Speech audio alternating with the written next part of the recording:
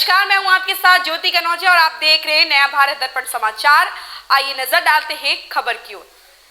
वंशिका की रेत खनन को लेकर विगत एक माह से अनिश्चितकालीन धरना प्रदर्शन पर बैठे रशपुर के ग्रामीणों के बीच आज तक ना तो शासन ना ही प्रशासन का कोई नुमाइंदा ग्रामीणों के बीच पहुंचकर उनकी समस्याओं का अवलोकन करने का प्रयास किया।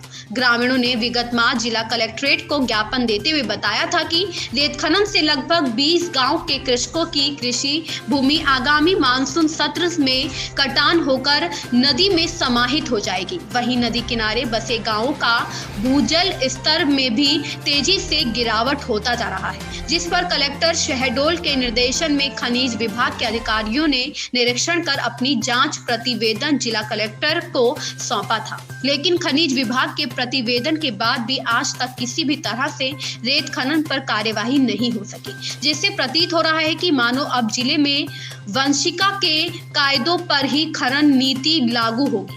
ग्रामीणों की समस्याओं से प्रशासन को कोई सरोकार नहीं रहा। पुष्पेंद्र पटेल जिला पंचायत सदस्य के नेतृत्व में ग्रामीणों ने प्रभारी मंत्री से लेकर सूबे के मुख्यमंत्री तक को ज्ञापन सौंपा, लेकिन कार्यवाही होने के बजाय अब प्रशासन ग्रामीणों की आवाज को कुचलने का प्रयास कर रही है। इसे बताएं। जी, पुष्पेंद्र सिंह पटेल जिला पंचायत सदस्य वार्ड क्रमांक 3 शहडोल। जी, आप आज कितने दिन से यहाँ पर धरने प्रदर्शन पे बैठे हुए हैं? ये हमारा लगभग एक माह होने को हो रहे हैं जी। और शासन प्रशासन को तो हमने लगातार पत्राचार से जारी रखा। जी जी। शुरू किया था तहसीलदार महोदय जी से, जी जी। एसडीएम महोदय जी को दिया, जी जी। कलेक्टर महोदय जी को दिया, जी जी। अपर कलेक्टर जी को दिया, जिला पंचायत सीओ, क्योंकि ये पंचायत स्तर की बात है तो जिला पंचायत महोदय जी को भी दिया, प्रभारी मंत्री जी को भी दिया, जी। अपने क्षेत्र के विधायक महोदय जी को भी दिया।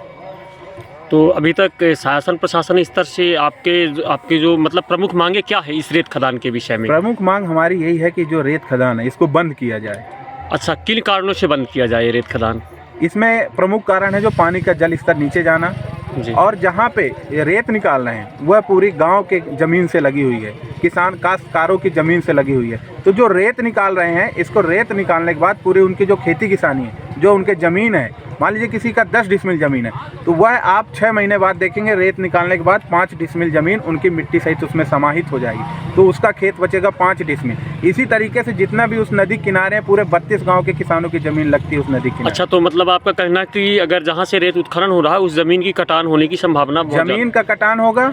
और दूसरी बात, आप यदि हमारे कलेक्टर महोदय जी को दिया था ज्ञापन, उन्होंने तुरंत खनिज अधिकारी को भेजा था सुबह, उन्होंने खुद सर्वे किया था तो कहे थे यहाँ तो पूरी खेती किसानी बंजर हो रही है।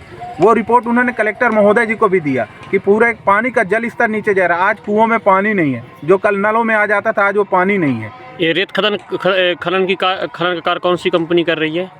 ये वंशिका कंस्ट्रक्शन कंपनी कर रही है। आज आपके कितने दिन हो गए यहाँ पर धरने प्रदर्शन बैठे हुए? ये हमारा 1 माह हो रहा है। अब आगामी दिनों में आप इस रणनीति को कैसे देखेंगे? हमने पूरा यहाँ से लेके भोपाल तक, परसों मैं भोपाल गया था, प्रभारी मंत्री जी के ऑफिस में ज्ञापन देकर आया हूँ अपनी मांगों को लेकर। पूरे 8 पंचायतों के सरपंच, सचिव, सरपंच, उप सरपंच, पंचों के सभी की सहमति है कि ये रेत खदान बंद हो। हमने पूरे जगह दे दिया, सबको ज्ञापन दे दिया।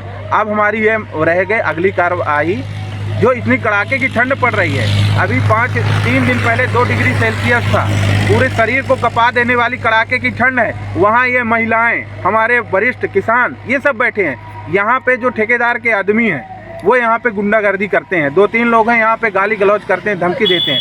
अब हमारी पूरी सब्र की सीमा टूट रही है। मैं जनता की ओर से चुना गया जिला पंचायत सदस्य हूँ। इनके साथ मांग के पे बैठा था धरने पे, तो मुझे भी उठा के ले जाया गया था थाने में। 3 घंटे बिठाया रखा गया। उनका कहना है आप नहीं बैठ सकते हो। क्यों नहीं बैठ सकते? उनका कहना है कि ये जो रेत खदान है उनको रेत कर जाने दिया जाए, आप मत बैठो, जबकि हम लोग शांतिपूर्वक बैठ रहे थे। तो मैं तो ये कहना चाहूँगा कि इस लोकतंत्र में क्या हमारे किसान भाइयों को शांतिपूर्वक बैठने का अधिकार नहीं है? मतलब ये आपका कहना है कि प्रशासन अब आपकी आवाज़ों को दबाने का प्रयास कर रही है? बिल्कुल दबा रही है। यदि हम एक जिला पंचायत सदस्य हैं, आज हमारे पास 40 गांव है, 22 पंचायत है, यदि उस क्षेत्र के कोई भी बुलाएगा तो मैं वहां पर जाऊंगा। और शांतिपूर्वक मैं खड़ा था, मुझे ले जाया गया, 3 घंटे थाने में बिठाया गया, मेरा मोबाइल जब्त कर लिया गया। तो मैं शिवराज सरकार में ये तो जानना चाहूँगा ना कि क्या लोकतंत्र में संवैधानिक रूप में भी अपना पक्ष रखने का अधिकार नहीं है? तो जैसे अब अगर सरकार ने आपकी मांगों को या प्रशासन ने नहीं मानी, तो आगे आपकी रणनीति क्या होगी? आज यहाँ पे सभी क्षेत्र के पूरे किसान और महिलाएं बैठे हैं। आज यहाँ पे यही निर्णय लिया जाएगा। ये किसान भाइयों का सबका कहना है कि अब इतने दिनों से बैठे थे, कड़ाके की ठंड पे नहीं सुन रहे हैं, तो अब हम सड़कों पे जाम करेंगे। ये किसान भाइयों का सभी का कहना है। धन्यवाद।